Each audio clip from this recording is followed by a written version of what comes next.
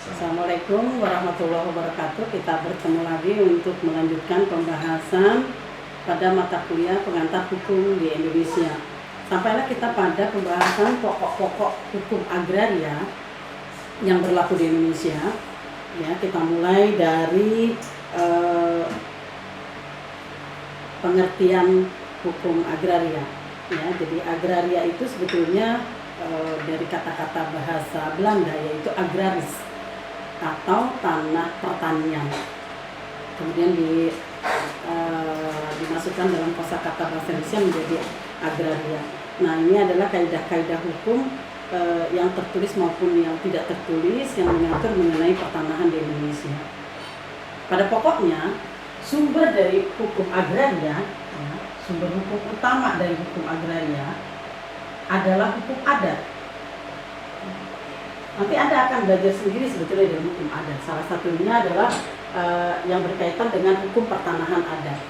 Hal yang penting yang harus diingat pada hukum pertanahan yang berdasarkan hukum adat Indonesia dengan hukum adat Belanda, ini harus Anda ingat selalu, ya, yaitu asas di dalam hukum pertanahan. Ya, dalam hukum adat, ya, hukum tanah itu asasnya adalah asas horizontal. Ya, asas horizontal. Jadi yang memisahkan antara tanah dengan yang di atas tanah. Yang di atas tanah yaitu manusia, tanaman, kemudian rumah. Nah, ya, apapun yang ada di atas tanah itu dipisahkan dengan tanahnya. Ini sangat berbeda sekali dengan asas hukum tanah pada hukum barat atau pada hukum Belanda di dalam hukum perdata yang menggunakan asas pertanahan yaitu asas hukum tanah vertikal. Ya, ini hukum tanah ada horizontal, ini asas hukum tanah barat. Ya. Dalam pemikiran orang barat, asasnya adalah asas vertikal, yaitu menyatukan tanah dengan yang di atas tanah. Ya. Nah, ada latar belakang yang menguatkan bahwa Undang-Undang Pokok Agraria, yang yaitu Undang-Undang Nomor 1 Tahun 60, ya, Undang-Undang Nomor 1 Tahun 1960, ya, sumber hukum tanah adalah hukum adat tentang pertanahan di Indonesia yang menganut asas horizontal. Latar belakangnya adalah karena memang kehidupan sosial ekonomi orang Indonesia adalah petani, agraris, gitu ya. Kehidupannya adalah kehidupan agraris. Sehingga apabila kita misalnya mau membeli sesuatu yang ada di atas tanah, tidak mesti harus membeli tanahnya. Misalnya mau beli pohon jati, misalnya gitu, kayu jati kita beli, tidak usah membeli kebun yang di atasnya ada pohon jati. Atau kita mau beli padi, tidak perlu beli sawah, tidak perlu. Kemudian tebu dan hasil-hasil pertanian lain yang memang bisa dibeli tanpa harus membeli tanahnya. Ya, itulah kehidupan agraris yang menjadi latar belakang asas horizontal. Oleh karena itu, kalau kita misalnya mau membeli tanah, bisa jadi kita tidak membeli rumahnya. Silakan rumahnya diangkat, karena di Indonesia rumah juga knockdown, rumah bongkar pasang yang asal muasalnya dari kayu. Jadi dia boleh seperti itu. Beli rumah tanpa membeli tanahnya, oh bisa di Indonesia itu, bisa. Atau membeli tanah yang di atas ada rumahnya digeser. Itu biasa di daerah-daerah Jawa Tengah, karena rumah itu memiliki nilai yang berbeda dengan tanahnya, maka bisa diperhitungkan berbeda. Nah, ini berpengaruh, asas ini berpengaruh terhadap proses jual beli tanah di Indonesia. Kalau asas vertikal yang ada di dalam hukum tanah barat itu menyatukan antara tanah dengan yang di atas tanah. Jadi kalau kita misalnya membeli sebidang tanah, itu bisa jadi kita termasuk membeli apa yang tumbuh di atas tanah. Kalau kita pakai dasar hukum adat, kita membeli tanah itu belum tentu membeli apa yang di atas tanah. Tanaman-tanaman bernilai ekonomi itu dia tidak jual, itu bisa saja terjadi. Sehingga banyak sekali di daerah-daerah yang masih kental hukum adat tentang agrarianya terjadi salah paham antara orang-orang yang bertransaksi di bidang pertanahan. Misalnya mereka membeli tanah, di atasnya sudah ada pohon buah-buahan atau hasil-hasil pertanian yang mereka anggap bagian dari tanah. Padahal si pemilik tidak begitu. Maka setelah membeli, dia tetap saja memanen. Rambutannya diambil, duriannya diambil, dan mereka tidak pernah merasa mencuri karena yang di tanah merasa tanahnya saja yang dijual, tidak termasuk apa yang di atas tanah. Ini asas yang penting di dalam hukum adat tentang pertanahan di Indonesia. Sedangkan asas vertikal dalam hukum barat itu menyatukan antara tanah dengan yang di atas tanah. Apabila kita membeli tanah berarti juga termasuk membeli rumahnya. Apabila membeli rumah berarti termasuk harus membeli tanahnya. Tidak bisa terpisah-pisah.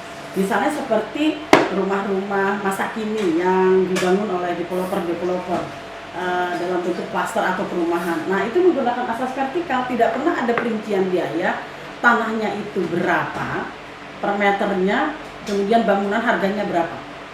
Pokoknya vertikal, menjadi satu, bahwa rumah dengan tanah dengan wujud seperti ini harganya misalnya 1 miliar, tidak ada terpisah. Beda kalau kita membeli tanah misalnya ke perumahan, pemukiman perkampungan gitu ya, pemukiman biasa, mereka akan menilai sendiri-sendiri. Ini tanahnya sekian harga per meter, ini tanahnya ada 100 meter kali sekian juta, rumahnya harganya kira-kira ditaksir sebegini, seberapa rupiah gitu ya. Ini asas horizontal, itu berbeda sekali. Maka pada sejarah pertanahan di Indonesia pernah terjadi adanya tuan-tuan tanah pada masa lalu itu karena mereka menggunakan asas vertikal. Jadi kalau sudah menguasai tanahnya berarti menguasai manusianya, menguasai tanaman dan kekayaan alam yang ada di atas tanah karena menggunakan asas vertikal. Belanda pada saat datang ke Indonesia, ya, inilah yang membedakan dan memberikan dasar paling penting pada hukum pertanahan di Indonesia. Begitu kita memiliki Undang-Undang Nomor 1 Tahun 60, maka sumbernya kembali lagi kepada asas horizontal, ya, yaitu tidak lagi menggunakan cara-cara atau asas-asas pertanahan Belanda, sehingga asas vertikal sudah tidak ada lagi. Akan tetapi masa kini ternyata pada proses-proses perkembangan berikutnya banyak transaksi tanah, ya, karena kebutuhan pemukiman yang cukup besar, maka asas vertikal itu kemudian banyak lagi digunakan.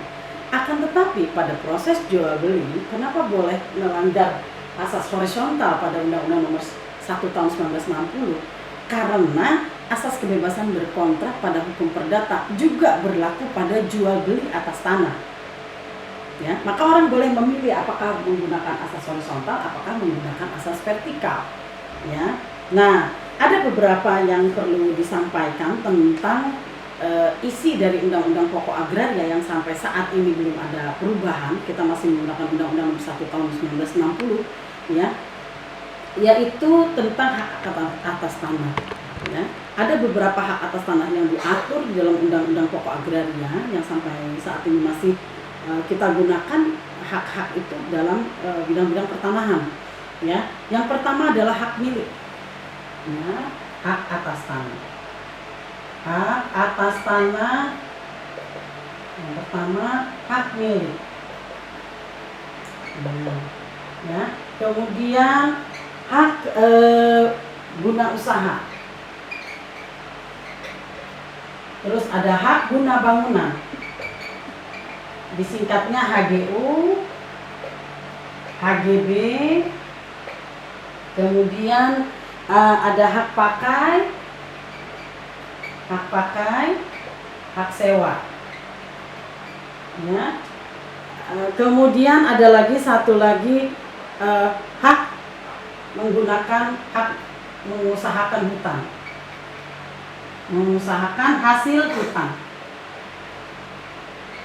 Oke, silakan nanti Anda baca sendiri mengenai hak-hak atas tanah ini. Kemudian nanti akan dilanjut pada mata kuliah hukum agraria yang berdiri sendiri.